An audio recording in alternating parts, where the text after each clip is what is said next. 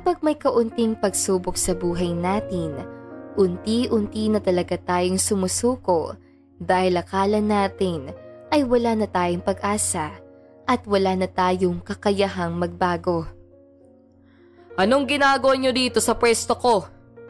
Gusto niyo masaktan? Maangas sa tanong ni Roy sa mga lalaking nakaupo sa kanyang higaan. Hindi niyo ba kilala ang binabangga niyo, ha? Gusto niyo bang hindi na kayo lumabas ng buhay sa lugar na to? Tila natakot naman ang grupo ng kalalakihan at mabilis na umalis sa kanyang higaan. Sa lubong ang kilay na napaupo si Roy sa kanyang higaan at nagpamasahe sa mga kasamahan niya sa selda na takot sa kanya. Si Roy ay isang bilanggo. Nakulong siya sa kasalanang hindi niya ginawa. Dahil nga kilalang basagulero si Roy at kilalang sanggano, wala man lang naniwala sa kanya. Maski sariling pamilya niya ay hindi man lang siya pinaniwalaan. Dahil doon, nawalan ng pag-asa si Roy, kaya't umamin na lamang siya kahit na wala siyang alam sa nangyari. Nasa isip din ni Roy na mas magandang nasa kulungan siya para hindi niya makita ang mga taong hindi man lang naniwala sa kanya. Roy, balita ko ay may bagong salta, sabi ng lalaki nagmamasahe kay Roy. Sino raw? Tanong ni Roy. May edad na, sagot nito. Hindi na umimik si Roy at natulog na lamang dahil pagod siya sa paghuhukay nila kanina. Dahil sa labis na kaangasan ni Roy, madalas siyang laman ng gulo sa selda. Ang yabang mo ah! Sabi kay Roy ng isang lalaking malaki ang katawan. Ano akala mo? Pwede mo kaming angasan lahat? Ikaw ang mayabang! Tugon ni Roy sa lalaki. Nananahimik kami dito, tapos bigla kang susugod. Nagsimula ang gulo sa loob. Kanya-kanyang bugbugan ang mga nasa selda. Maraming nakapalibot kay Roy, pero nagagawa niyang labanan ang mga ito. Natigil lamang sila nang dumating ang mga pulis. Pinayuko silang lahat na agad nilang ginawa. May saksak si Gordon, sabi ng isang pulis. Si Gordon ang nakabugbugad ni Roy. Si Roy ang sumaksak sa kanya, sabi ng kaibigan ni Gordon. Anong ako? Gusto mong sapakin kita ha? Hindi ko sinaksak yan. Inis na sabi ni Roy. Natahimik siya dahil halos kalamihan siya ang tinuturo. Tila bumalik sa nakaraan si Roy, kung saan wala man lang naniniwala sa kanya. Si Taba ang sumaksak kay Gordon, sabi ng isang lalaki may edad. Nakita ko kanina yun, kahit itanong niyo pa sa mga nasa tabi ko. Dahil sa sinabi ng lalaki may edad, hindi na Bartolina si Roy. Inis naman si Roy dahil sa pagtatanggol nito sa kanya. Madalas kausapin si Roy ng lalaking may edad na si Tatay Gilbert. Inis naman si Roy dahil hindi siya sanay na may mabait sa kanya. Huwag mo nga akong pakialaman, singhal ni Roy kay Tatay Gilbert. Napaka-pakialamera mo. Nag-aalala lang ako sa iyo, sabi nito. Wala akong pakialam. Layuan mo ako kung ayaw mong tutasin kita dito. Banta ni Roy bago ito layasan. Ayaw ni Roy na maging malapit kahit kanino dahil natatakot na naman siyang matraidor at maiwan sa ere. Ganoon pa rin ang trato ni Tatay Gilbert kay Roy, kaya't madalas itong masaktan ni Roy. Hindi naman nagagalit sa kanya ang matandang lalaki.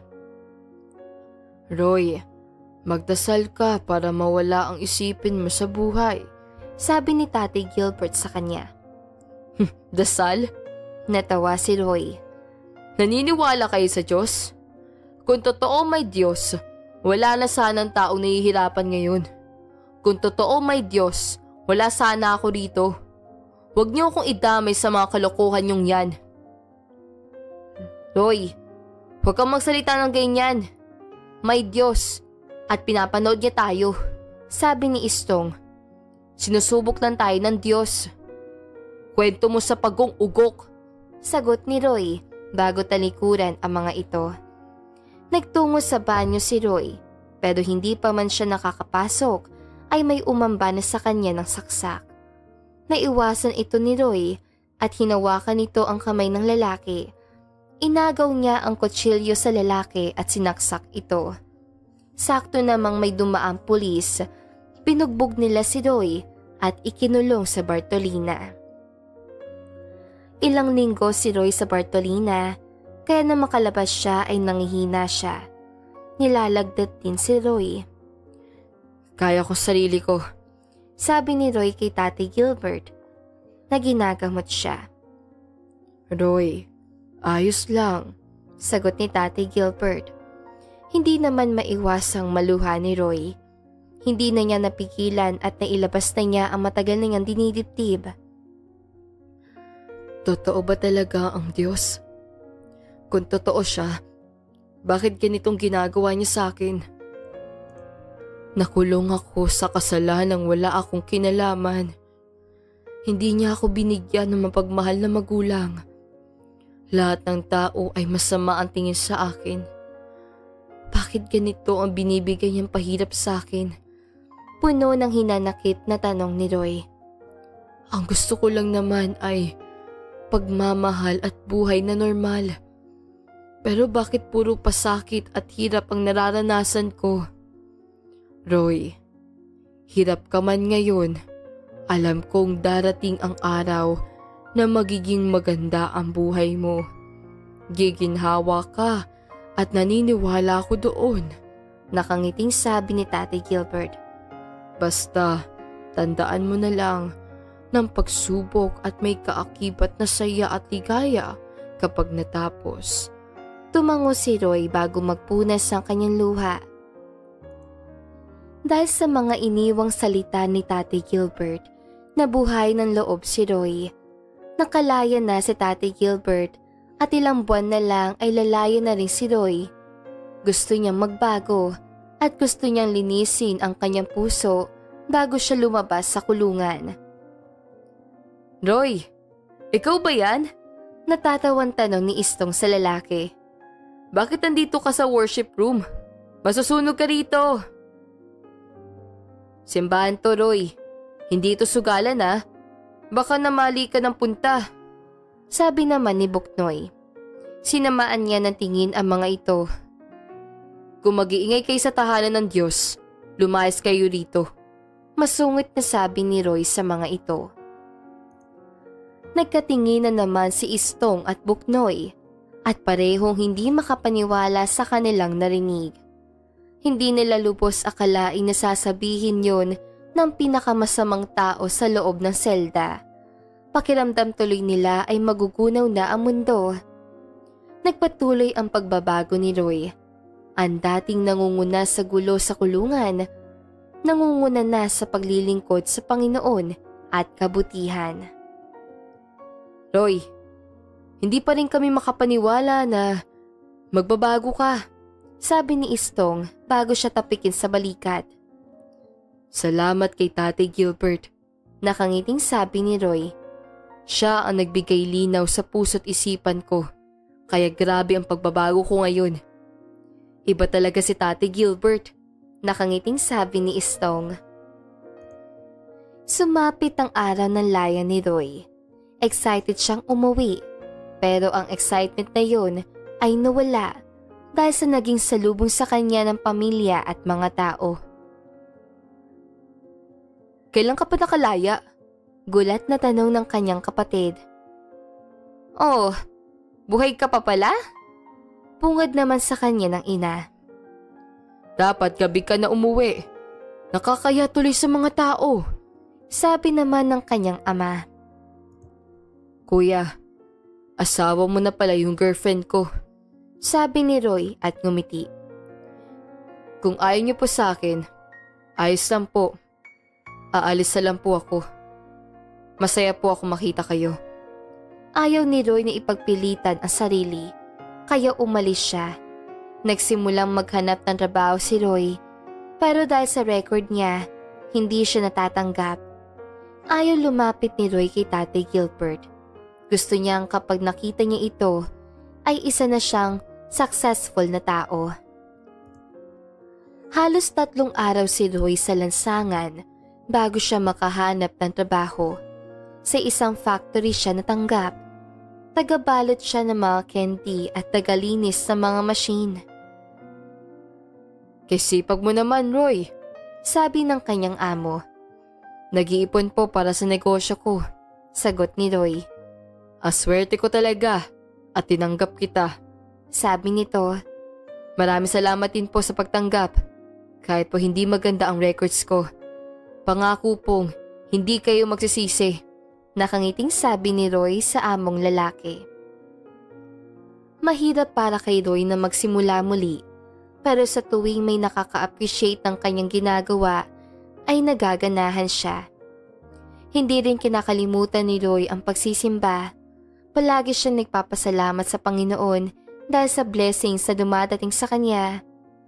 Gustong-gusto na ni Roy na makita si Tatay Gilbert pero alam niyang hindi pa pwede. Gusto niya kasi maging successful muna bago ito kitain. Oh, Roy, dahil sa kasipagan mo, ililipat ka namin sa ibang bansa, sabi ng kanyang amo. May company kaming malaki doon at mas malaki ang sahod. Naku, maraming salamat po, nakangiting sabi ni Roy. Agad na inayos si Roy ang kanyang mga papeles para sa kanyang pag-alis. At wala pang ang 1 buwan ay nakaalis na si Roy ng bansa. Sa unang sahod ni Roy, agad siya nagpundar ng negosyo sa Pilipinas.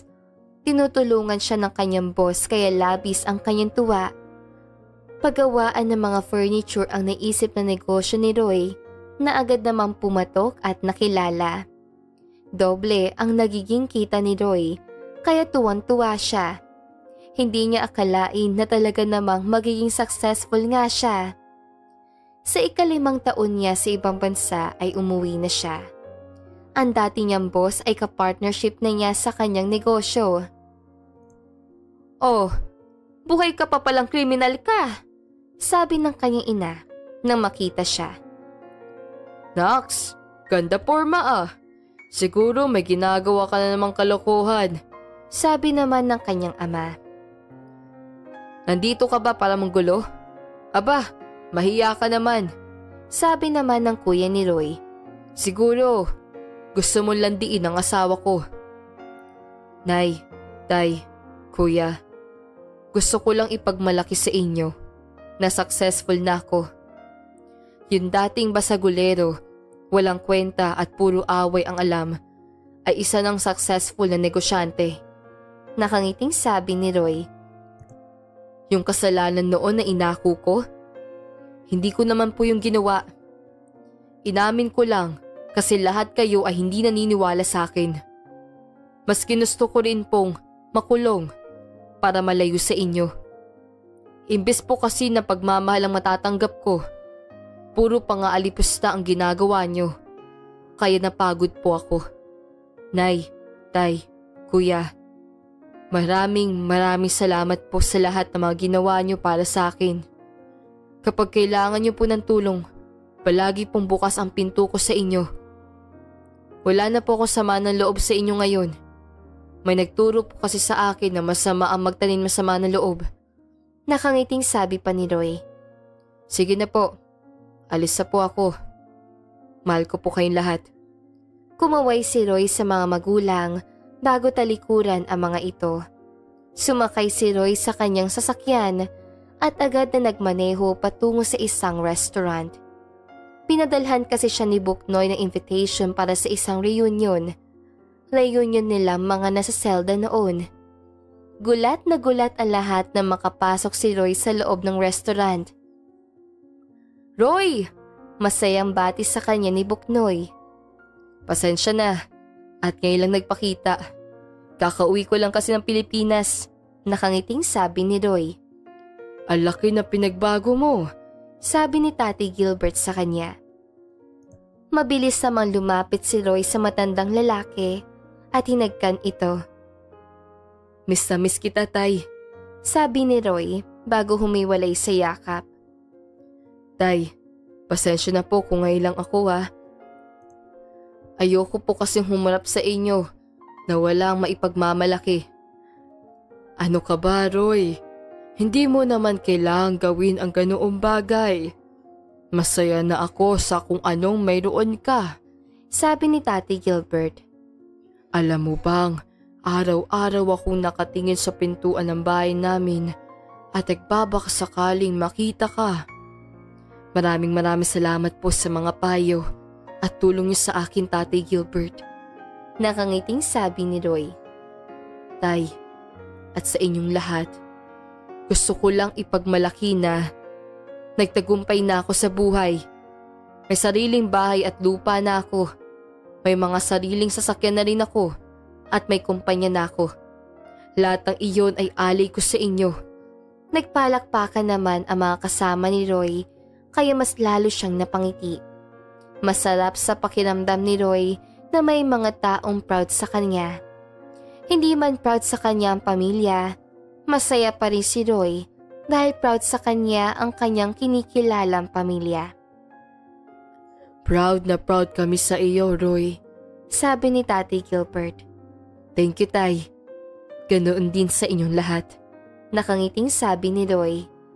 Panalong-panalo na agad si Roy dahil sa ipinaparamdam ng mga kaibigan niya at itong araw na ito ay ite-treasure niya dahil kasama niya ang mga taong totoo sa kanya. At dito na nga po nagtatapos ang magandang istoryang ito. Maraming salamat mga kakwentuhan! Huwag niyong kalimutan mag-like at subscribe at pindutin na rin ang notification bell para lagi kayong updated sa ating kwentuhan. Hanggang sa muli, paalam!